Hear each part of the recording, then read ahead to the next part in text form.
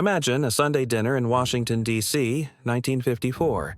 Two elderly men sit in a smoke-filled room in Georgetown slicing into rare roast beef. They look harmless. Tweed jackets, pipe tobacco, gout medication on the sideboard. But make no mistake, you're looking at the most dangerous family in American history. On the left is John Foster Dulles, Secretary of State. On the right is Allen Dulles, Director of the CIA. They aren't just discussing foreign policy. They're conducting a hostile takeover of the planet. While you were taught that the Cold War was a battle for freedom, these two men treated it as a portfolio management strategy. They didn't see nations, they saw markets. They didn't see presidents or prime ministers, they saw compliant middle managers or liabilities to be liquidated. From the jungles of Guatemala to the deserts of Iran, they rewrote the map of the world to protect the dividends of their friends on Wall Street. And if millions had to die to keep the stock market stable? Well, that was just the cost of doing business. This isn't a conspiracy theory. This is the biography of the deep state. To understand the monstrous arrogance of the Dulles brothers, you have to understand where they came from. They didn't climb the ladder of success, they were born on the top rung. They were American royalty. Their grandfather, John Watson Foster, was Secretary of State. Their uncle, Robert Lansing, was Secretary of State. They grew up in a world of private tutors, prestigious boarding schools, and the hallowed halls of Princeton University. But their education wasn't just about history or law, it was steeped in the fashionable pseudoscience of the early 20th century, eugenics. The idea that certain bloodlines, white, Protestant, Anglo-Saxon, were genetically designed to rule, while others were designed to serve. This wasn't just casual racism, it was their operating system. When they looked at the people of Iran or Congo or Guatemala, they didn't see equals. They saw biological inferiors who needed the firm hand of a white master. But ideology needs funding, and the Dulles brothers found theirs at Sullivan & Cromwell, the most powerful corporate law firm on Earth. Before they ran the U.S. government, they spent decades helping the world's richest monopolies hide their money and crush their competition. And their client list? It reads like a criminal indictment. Let's open the files that usually get buried. Take, for example, their client, IG Farben, the German chemical cartel. Throughout the 1930s, as Hitler rose to power, John Foster Dulles didn't just represent IG Farben, he helped them structure international shell companies to hide their assets from U.S. seizure. He knew war was coming. He knew IG Farben was building the war machine. But the legal fees were astronomical. Even after the war started, Allen Dulles, operating out of Switzerland, met with Nazi officials. Not to kill them, but to negotiate smooth transitions for German banking assets. Then there was the J. Schroeder Banking Corporation, a bank with direct ties to the Gestapo. Foster Dulles served on its board. While American boys were drafting up to die on the beaches of Normandy, the Dulles brothers were ensuring that their German corporate clients would have a soft landing after the war. You might ask, how were they not arrested for treason? Because in their world, treason is impossible. They are the state. And by 1953, they had a new project. They weren't just protecting Nazi gold anymore. They were about to turn the entire U.S. military into a private security force for an oil company. Let's talk about the villain of this story. It wasn't the Soviet Union. It was the Anglo-Iranian Oil Company. You know them today as BP, or British Petroleum. In 1950, they operated the massive refinery at Abadan in Iran. And operated is a polite word. It was a colonial nightmare. British executives lived in air-conditioned villas with swimming pools. Meanwhile, the Iranian workers lived in shanty towns made of oil drums. They had no running water, no electricity. Here is a fact that tells you everything. The British refused to build toilets for the Iranian workers, claiming they wouldn't know how to use them anyway. Enter Mohammad Mossadegh. The media, manipulated by the Dulles machine, painted him as a rabid communist puppet. This is a lie. Mossadegh was an aristocrat, a lawyer and a secular nationalist. In fact, he despised the Iranian Communist Party. He was exactly the kind of leader America should have allied with: modern, democratic, popular. But he made one mistake. He did the math. He realized Iran was getting only 16% of the profits from its own oil, so he nationalized the company. The British were furious, but they were broke. So they called their old lawyers, the Dulles brothers. John Foster Dulles didn't care about the toilets in Abadan. He cared that a country had broken a contract with a Western corporation. If Iran got away with this, who was next? They launched Operation Ajax, but they didn't send Marines. That's too obvious. They sent a bag of cash and a script. The CIA station chief in Tehran hired street gangs, wrestlers, and circus performers. They paid them to rampage through the streets shouting, "Long live Mossadegh and communism," while smashing shop windows. It was theater, a false flag operation designed to terrify the middle class. Simultaneously, they bribed the military generals. They planted articles in newspapers calling Mossadegh a Jew in Muslim areas and an atheist in conservative areas. Mossadegh wasn't defeated by an uprising. He was defeated by a production budget. He was arrested, and the Shah was installed as an absolute dictator. The first thing the Shah did? He signed over 40% of Iran's oil to American companies. The Dulles brothers smiled. The account was settled, but they didn't have time to celebrate. A banana company in Guatemala was on the phone, and they had a pest control problem.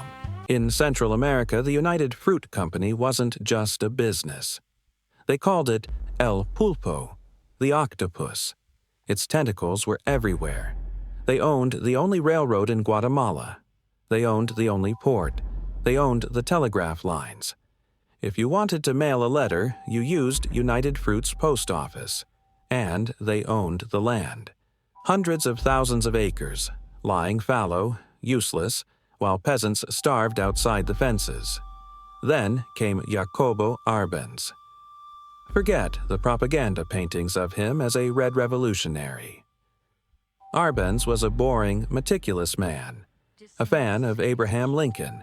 When he decided to reclaim the land for the people, he didn't seize it. He offered to buy it.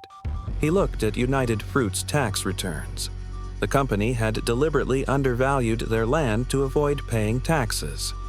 Arbenz smiled and said, "Okay, we will pay you exactly what you said this land is worth on your tax forms." It was a masterstroke of malicious compliance. United Fruit was trapped by their own greed. Furious, they went to their board of directors for help. And who was sitting on that board? Allen Dulles. Who had written the contracts for that land 30 years ago? John Foster Dulles.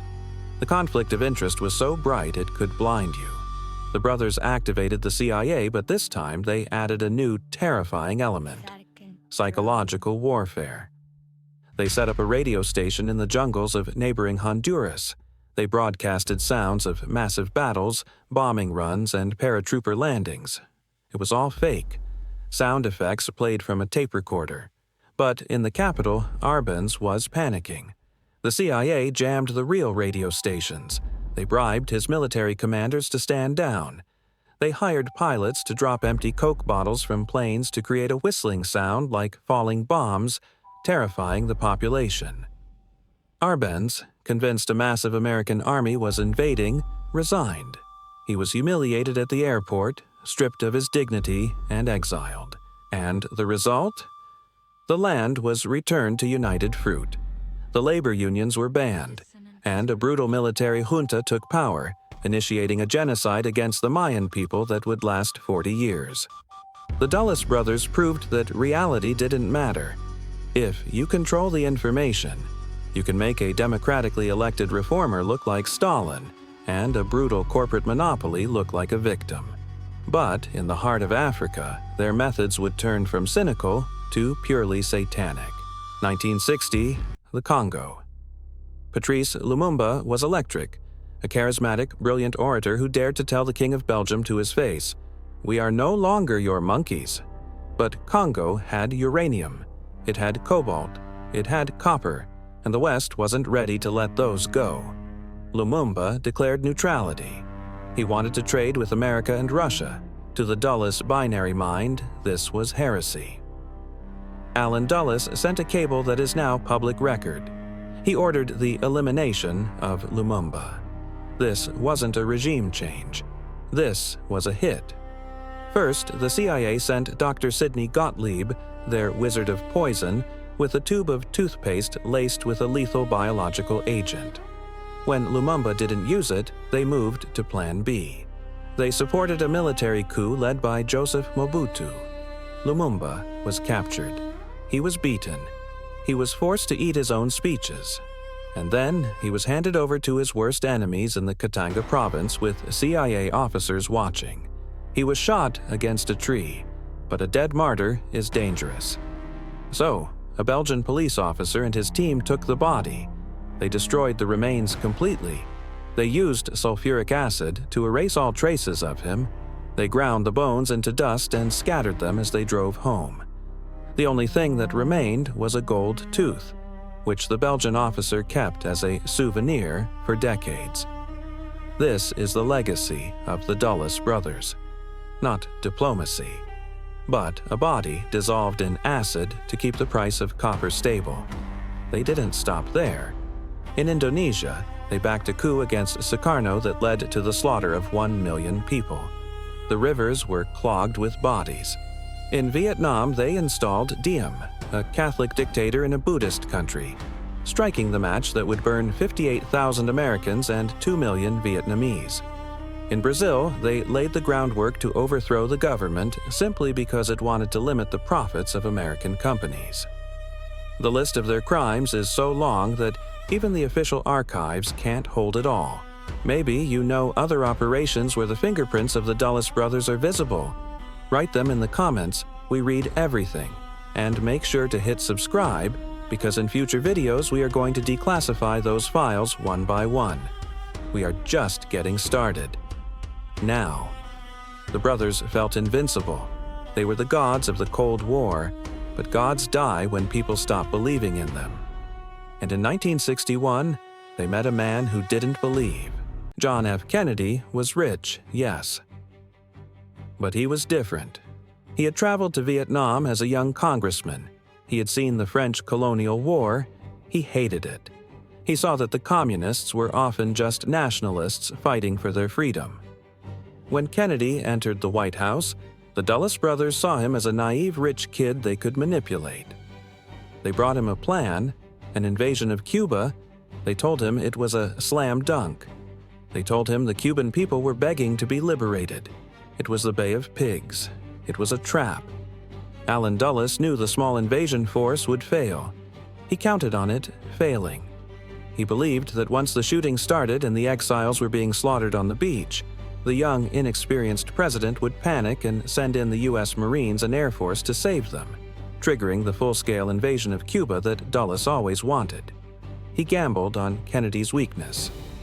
But Kennedy did something Dulles didn't expect. He held his nerve.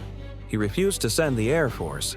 He let the operation fail, taking the public humiliation rather than starting World War III.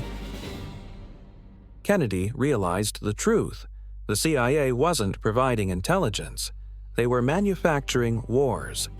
He fired Allen Dulles. He forced the great white case officer into retirement. It was the end of an era. But the monster had grown too big for its creators. John Foster died of cancer, convinced he was a saint.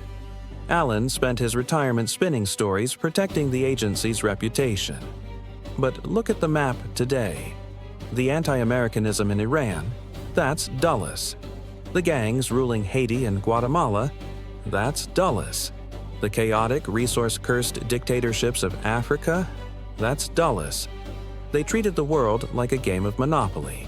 They moved the pieces, collected the rent, and bankrupted the players. They proved that you don't need to be a Bond villain to destroy the world. You just need a law degree from Princeton, a firm handshake, and the absolute certainty that you are doing God's work while you dissolve a prime minister in acid. The brothers are dead. But the firm is still open for business.